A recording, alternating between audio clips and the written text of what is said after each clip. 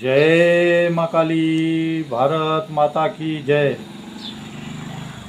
देश गगनयान, स्पेस डेक्स, चंद्रयान 4 और Venus orbit mission और मार्स लैंडर मिशन जैसे कई अभियानों में हमारा इसरो जुटा हुआ है। साथियों, हमारे स्पेस साइंटिस्ट अपने इनोवेशन से देश को गर्व से भर देने वाले हैं। इसरो ने अभी कुछ दिन पहले ही सेमी क्रायोजेनिक इंजन SE 2000 इसका नाम रखा गया है, जो इसरो ने सेमी क्रायोजेनिक इंजन का सफल हार्ड टेस्ट किया है और जिसे power head testing article PHTA भी कहा जाता है। यह टेस्ट भविष्य के शक्तिशाली और रियूजेनेबल रॉकेट के लिए एक महत्वपूर्ण कदम है। इस सफलता से भारत का अंतरिक्ष मिशन और मजबूत होगा और अंतरिक्ष में अब भारत नई ऊंचाइयों को छूने की दिशा में बहुत तेज़ी से आगे बढ़ रहा है। इस सेमी क्रायोजेनिक इंजन का टेस्ट एक बड़ी सफलता है। ये भविष्य में लॉन्च व्हीकल के लिए बहुत ज़रूरी था। ये भारत के अंतरिक्ष मिशनों के लिए एक अहम कदम है और ये टेस्ट सिर्फ 4.5 सेकंड के लिए हुआ है। फिर से सुनिए, ये जो टेस्ट हुआ है सिर्फ 4.5 सेकंड के लिए हुआ है और ये इंजन की पहली बड़ी टेस्टिंग थी जिसमें हम कामयाब हुए हैं और इसका टेस्ट जुलाई 2023 में भी होने वाला था।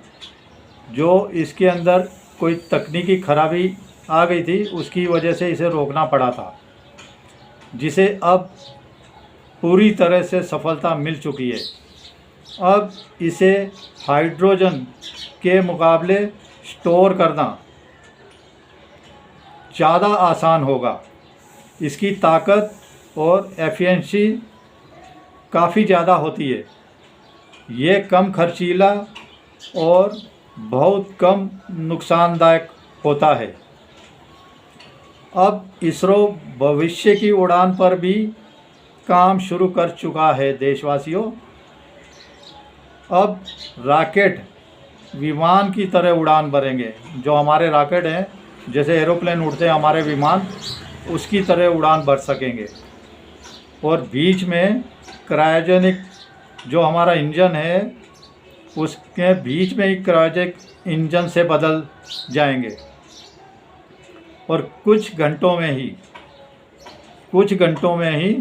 हम पूरे महाद्वीप जितने हैं, दुनिया के जितने देश हैं, अब हम कुछ घंटों में ही उनका पूरा चक्कर लगा पाएंगे।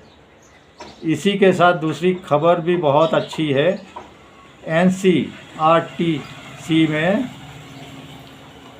बदलाव कर दिया गया है बुक्स में और मुग़लों के इतिहास का खात्मा कर दिया गया है। अब जैसे हमारा गंदे तरीके से इतिहास पढ़ाया, मुग़लों का इतिहास भी गंदे तरीके से पढ़ाया होगा। एक एक दो लाइन में उसको ख़त्म कर दिया जाएगा और बहुत ही अच्छा है। ये 7वीं 8वीं के बच्चों से चेंज हो जाएगा और हो चुका है, पढ़ाना शुरू कर दिया है, मतलब बुक आ गई है मार्केट में और बहुत अच्छा। इसमें जो बड़े बुजुर्ग हैं वो भी पढ़े हमारे इतिहास को। तो अब मुग़लों का इस देश से खात्मा तय समझिए। जो बचा खुचा है वो भी 240 सीटों वाली मोदी सरकार। देखिए, आपने 240 सीटें दी है भारतवासियों। 240 सीटों वाली मोदी सरकार क्या भयंकर काम करने लगी है।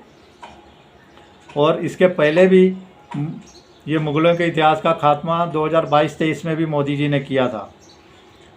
तब भी बहुत हो हल्ला हुआ था, लेकिन वो मोदी जी कहाँ किसकी सुनने वाले हैं। अब इसमें देखिए हमारे जो असल योद्धा हैं उनका इतिहास पढ़ाया जाएगा। इसके अंदर मगध एम्पायर, मुग्ध, मौर्य साम्राज्य, शुंग, सात्यवान, महाराणा प्रताप और शिवाजी महाराज जैसे योद्धाओं के बारे में पढ़ाया जाएगा। अब देखिए छत्रपति शिवाजी महाराज के बारे में कितना जानते हैं लोग, सिर्फ महाराष्ट्र के लोग कुछ जानते हैं। और शिवाजी महाराज का इतना ही है कि जेल से भाग गए थे और अफजल खां को मार दिया था धोखे से, मतलब धोखे से। अफजल खां धोखे से मारने आया था वो नहीं पढ़ाया, अफजल खां को धोखे से मार दिया था। तो लेकिन मार तो दिया था उस 7.5 फुट के साले जिहादी को। तो ये शिवाजी की ताकत के बारे में हमें बताया ही नहीं गया।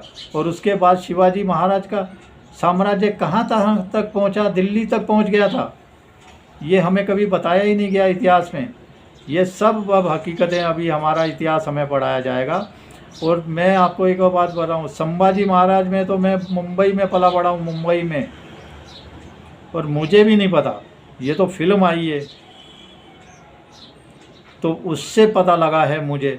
बताइए इतने बड़े बड़े योद्धा जिनका इतने मतलब इतिहास में जिनका मतलब बहुत उच्च कोटि पे नाम दर्ज होना चाहिए था, उसके बारे में हमें भारतवासियों पता ही नहीं। संभाजी महाराज का तो मेरे सामने है, मुंबई में पला बड़ा हूँ तो भी मुझे नहीं पता। और उसके साथ ही महाराणा प्रताप हमारे, वो सिर्फ हल्दी घाटी के युद्ध के बारे में पता है, उसके बाद हार गए जीत गए, बस इतना गंदे तरीके से पढ़ाया गया है। अब महाराणा प्रताप जी ने उसके बाद कितने हारने के बाद कैसे अपनी फिर से सेना इकट्ठी की और कहाँ कहाँ तक युद्ध करे, क्या क्या क्षेत्र जीते, कहाँ कहाँ तक पहुँचे, इतनी अपनी वीरता दिखाई, उसके बारे में जीरो है, जीरो, कुछ नहीं है इतिहास के बारे में। अब आपको सही मायने में भारत का इतिहास पढ़ने को मिलेगा। तो मैं तो कई जो हमारे राष्ट्रीय भक्त हैं उनको देख रहा था कि 2 नाम लिए, एक तो अरुण शौरी जी का, दूसरा पता नहीं किसका नाम ले रहे थे। बोला अरुण शौरी जी बहुत बड़े इतिहासकार हैं, वो बीजेपी से अभी नफरत करते हैं, लेकिन मोदी जी को अपनी गलती सुधारनी, ऐसे इतिहासकार को लाना चाहिए जिसको हमारे इतिहास के बारे में पता है। तो मोदी जी को किसी भी हालत में अरुण शौरी जी को, शायद अरुण शौरी जी का ही नाम लिया था। तो मेरा भी अगर इतने बड़े महान, इतने उन्होंने किताबें लिखी, इतना इतिहास उनको पता है, तो मोदी जी को वाकई लाना चाहिए उनके वापस। और उसके बाद देखिए महाराणा प्रताप जी ने कहाँ तक विजय हासिल की थी, हैं। और अब एक नया चैप्टर दिया गया है इसमें, जिसका नाम पवित्र भूगोल दिया गया है, पवित्र भूगोल। और उसमें 12 हमारे ज्योतिर्लिंग, हमारे पुराण, हमारे 4 धाम और हमारे कुंभ का भी इतिहास बताया गया कि 66 करोड़ से ऊपर वहाँ पे आए, और उसकी ऐतिहासिकता और उसकी पौराणिकता क्या है। पौराणिकता इतनी पुरानी है, मतलब बस कुछ पूछिए ही नहीं। तो ये बिल्कुल एक इतिहास, इसका नाम दिया पवित्र भूगोल। ये जो अलग से चैप्टर दिया है, हमारे ज्योतिर्लिंग, हमारी 4 धाम की यात्रा, हमारे कुंभ के बारे में पढ़ाया गया है। और ये 7वीं 8वीं से चेंज होगा, याद रखिए। 7वीं क्लास के बच्चे वो तब असल में सीखना चालू करते हैं, दुनियादारी, उनका दिमाग एकदम सेट हो चुका होता है। तो देखिए अब हमारा इतिहास पढ़िए। मैं तो कह रहा हूँ हमारे बुज़ुर्ग, मैं भी किताबें लाऊंगा, ज़रूर पढ़ूंगा। हमारे बुज़ुर्ग भी हैं, हमारी माता बहनें हैं, हमारे जो बच्चे बड़े हो गए वो भी इन किताबों को लाएं और इतिहास पढ़ें। चलिए, भारत माता की जय। जय श्री राम, जय श्री हनुमान, वंदे मातरम, जय हिंद। भारतवासियों जिंदाबाद।